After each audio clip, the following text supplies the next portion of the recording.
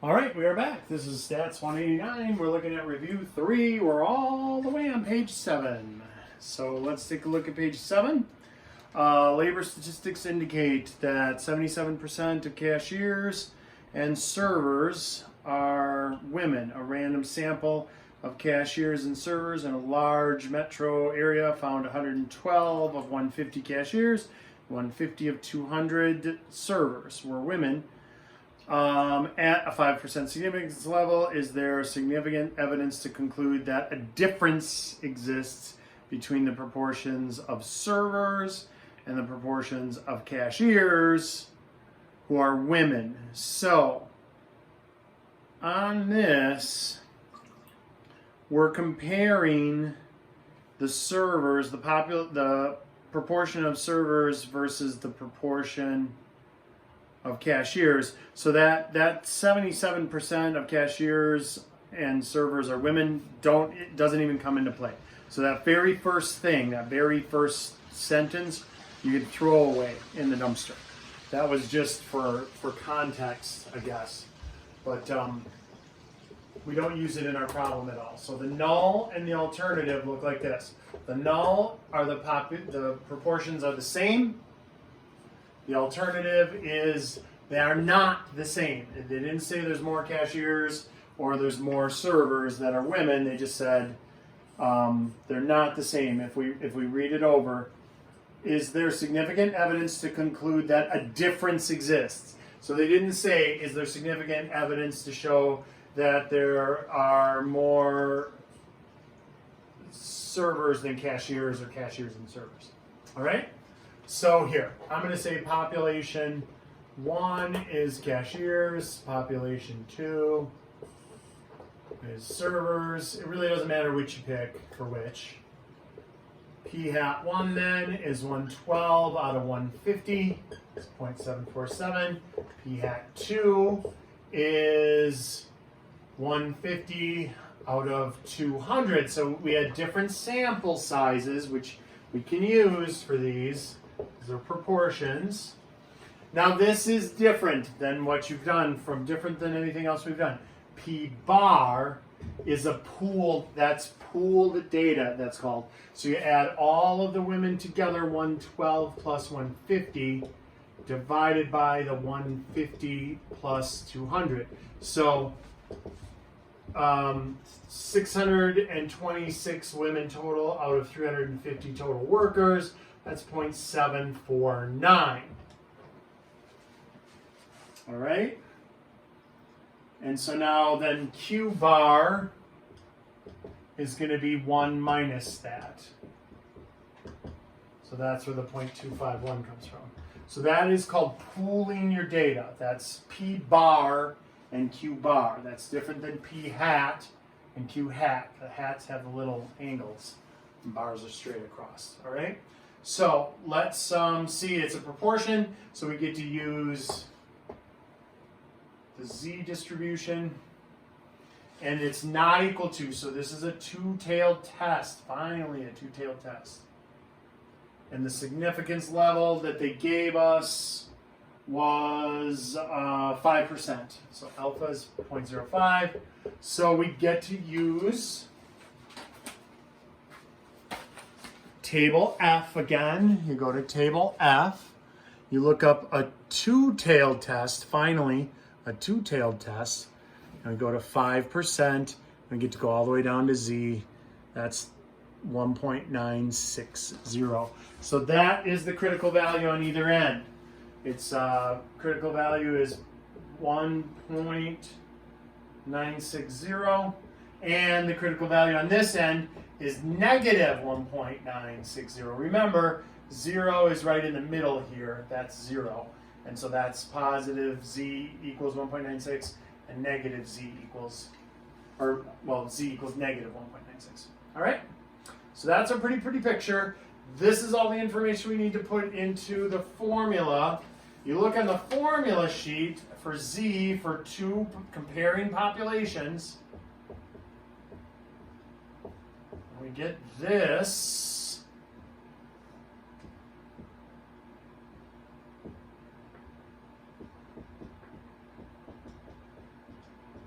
What a mess, huh? And then there's this part of it, but this part never really counts, P1 minus P2. So look, if we had our null the null hypothesis, it's P1 equals P2. Well, if you subtract P2 from both sides algebraically, you get P1 minus P2 equals 0. That's what always goes here, 0. For our purposes. This formula can be used in a grad stats class, in which case you could say, I think one population is 10 more than the other, or something like that. And then that would play in there. But for our purposes, this is always just going to be 0, so that just goes away. So you don't even need it in your formula, all right? So now we get our 0.747 minus 0.75 up there. Down here, we got the square root of all this stuff we figured out here, 0.749 times 0.251 times 1 over 150 plus 1 over 200. That is all calculated and still under the square root sign. So when we figure that out, we get on the top in the numerator negative 0.003, and on the bottom we get the square root of 0.002193. And so when I actually take that square root, it ends up as 0.0468. And now you divide it, and we get negative 0.064.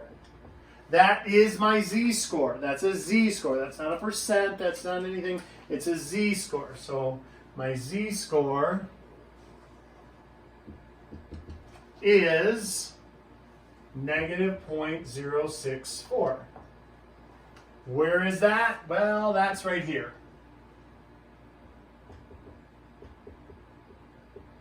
Unshaded area. Remember, shaded areas, we reject the null. Unshaded area, fail to reject the null. So we fail to reject the null and conclude that cashiers and servers are women. There isn't a difference in the proportion of women servers and women cashiers. All right? So what does that look like for letter D? We fail to reject the null, fail to reject the null.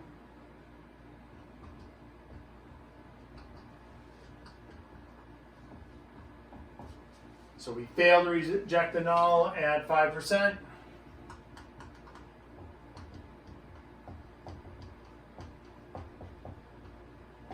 And then what does E look like? Well, that would be, we conclude there is no difference.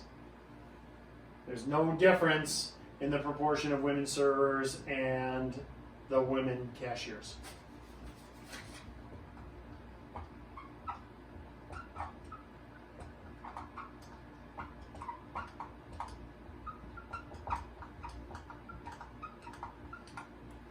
So no difference in the proportion of women servers and women cashiers. I'm not going to write that. It's written on the worksheet that's posted. So let's go on to page 8.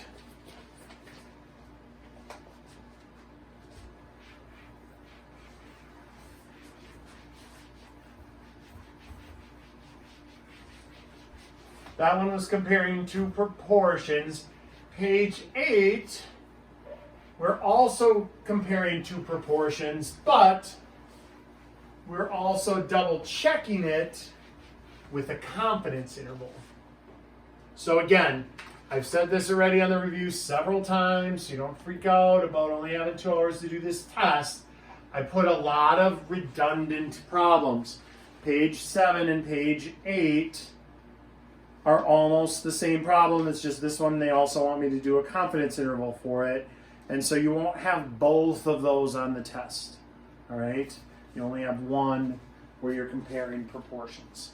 So let's take a look here. The null is the proportions are the same.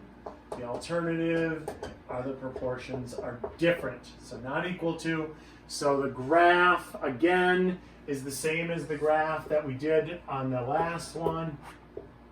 It's a two-tailed test. They still set alpha at 5%.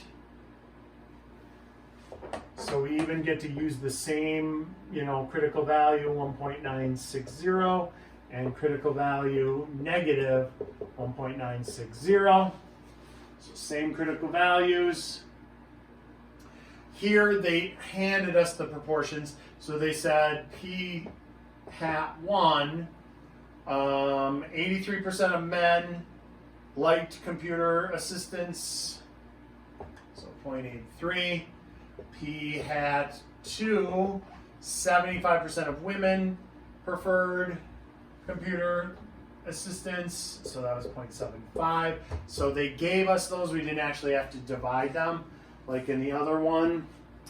But we are going to have to find the raw data numbers to find the P bars and the Q bar. All right. So we have 0.83 times 100 is equal to 83, and 0.75 times 100 is 75. And so when I do P bar, that's pooled data. So you got 83 plus 75 divided by 100 plus 100.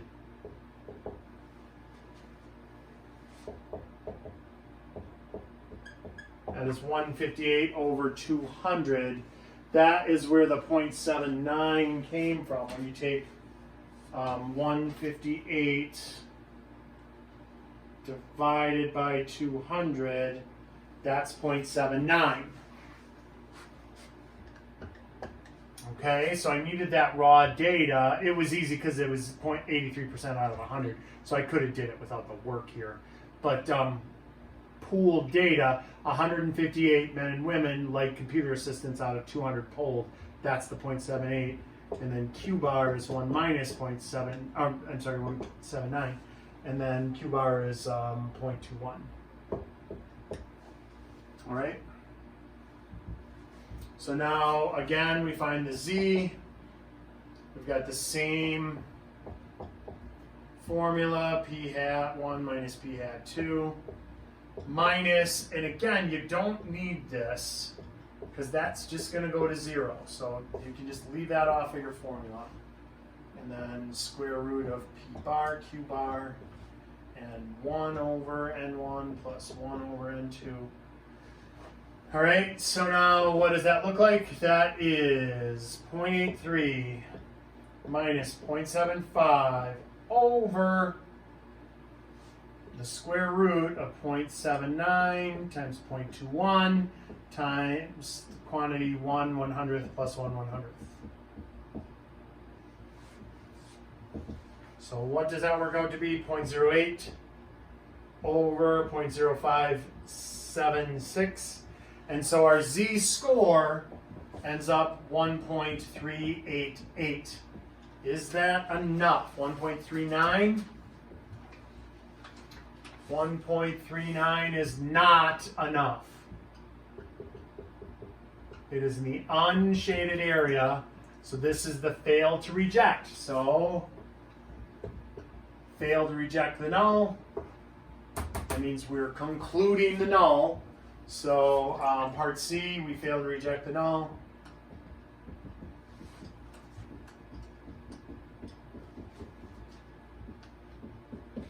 We fail to reject the null at the 5% significance level.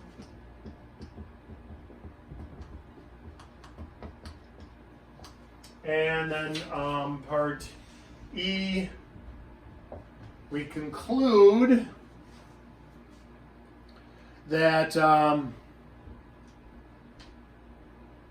there is no difference in the proportion of men that like computer assistance and the proportion of women that like computer assistance. All right? So I don't want to write all that out. It's written out already on the sheet and typed up. We conclude there is no difference between the men that like computer assistance and the women that like computer assistance. Now, they said for part F, do a confidence interval and make a conclusion based on the confidence interval. And so this is sort of a shortcut. So if this is all the work for all this, I'm going to erase this. For our confidence interval, we don't need P bar or Q bar.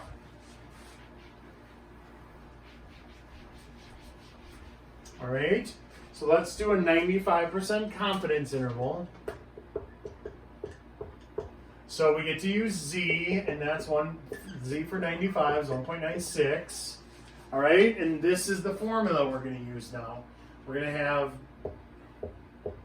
P hat 1 minus P hat 2 minus Z times P hat 1 Q hat 1 over N1 plus P hat 2 Q hat 2 over N sub 2. That is our margin of error. And that's going to be less than the proportion, and that's going to be less than P hat 1 minus P hat 2 plus the margin of error. Okay? So let's do this. We got 0.83 minus 0.75 minus 1.960 times quantity, the square root of, let's see here, we got 0.83, and then what's left to get back to 100 is 0.17, right? So that's going to, these should always add up to 1.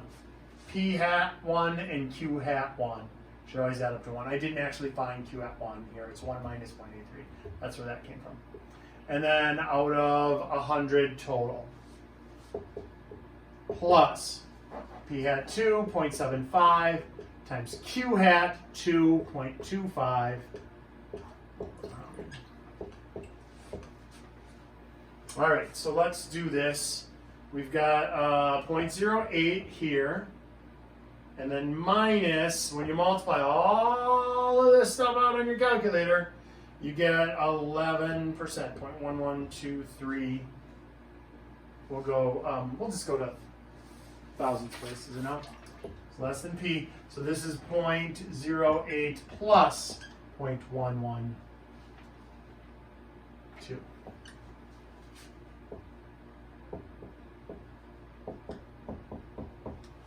So what are we getting here? We're getting negative 0.03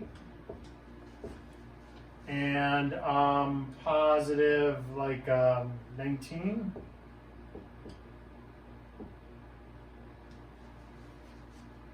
Okay, there's a 2 there. So negative 0.03, about negative 3% to positive 20%, 19%. All right. So what can we conclude from that? Well, the proportion, the true proportion, includes 0 in the set.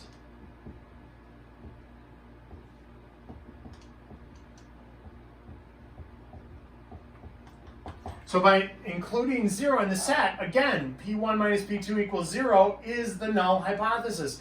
This is evidence for the null hypothesis because you got a negative and a positive. Since it includes 0 as our proportion, the 95% confidence interval includes 0, we confirm failing to reject the null hypothesis was correct. That was the correct decision. That this is evidence for this. How would it not have been evidence? If this was positive 3% to 1.9, then they would not be equal because then there is a difference. But since it's negative to a positive, it includes 0 in the set, and so that's evidence that they are not different. The proportion is the same. P1 minus P2 equals 0. All right? Okay, let's do the last page really quick here. Page 9. And so this one, we're comparing samples of 2 means. So chemists from Washington State show an average salary of $39,420. Standard deviation of the sample is 1659. Sample of 26 chemists from New Mexico, salary of $30,215. Standard deviation of the sample is 4116.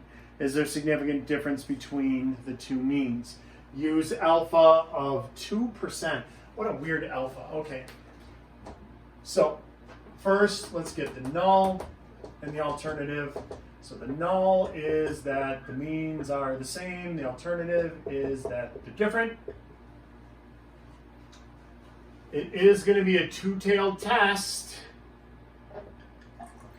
but we're going to have to use the t distribution for a critical value is going to be t equals.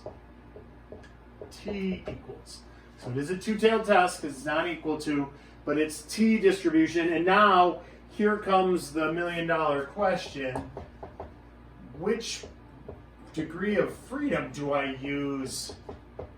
Because I got a sample of 12, and I've got a sample of 26. And so you always use the lower number, not the higher number. The higher the number, the more close it is to z. So you always want to be very conservative with your guess. So we're going to say 12 is the number we use. So degrees of freedom, 11. So with degrees of freedom 11, let's look up our score.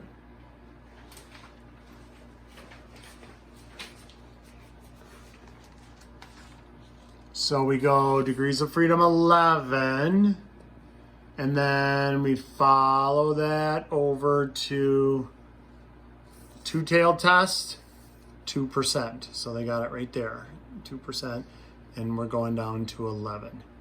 And so 11, I can't read it here, I need a piece of paper.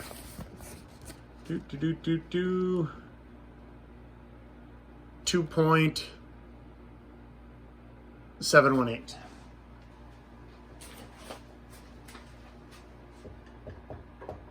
And negative 2.718. All right. So now we're going to find our critical value. Or not our critical value, I'm sorry, a t statistic. We found the critical value right there. T statistic. And so that is, again, on your formula sheet, we got x bar 1 minus x bar 2 minus mu1 minus mu2, which again, just like before, if I subtract mu2 from that, mu1 minus mu2 is 0. That's just 0. You don't need that in your formula. So x bar 1 minus x bar 2 over the square root of s sub 1 squared over n sub 1 plus s sub 2 squared over n sub 2. So we're going to take and put all of that information in. 39,420 minus 3215 over the square root 1639 squared over 12 plus 4116 squared over 26. And so what that shakes out to be, on the top, we get 9205. On the bottom, we get 938.590. And we end up with 9.81. So is that in the shaded area? Oh yeah, that's way shaded, right? We needed it to exceed 2.7, and it's way in the shaded area here at 9.81. That's definitely in the shaded area. Shaded area means reject the null and conclude the alternative. So we reject the null, part D, we reject the null at the, what were we at, the 5% significance level? No, at the 2% significance level. What a weird significance level, at 2%. All right, and then part E, we conclude that the mean salaries of chemists are different from state to state. So we conclude the mean salaries of chemists are different from state to state. That's the write-up. All right? Awesome. So now, when you're working on this test, don't worry. I'm going to be whittling it down. You'll have 2 hours to take the test. There won't be repetitive questions. So on the review where it was like the same question more than once, don't worry about that. That'll only show up one time, if that, because I will get this thing to a 2 hour time limit for you. All right? And make sure to work through the review yourself so you're familiar with the material. Awesome. Good luck on the test.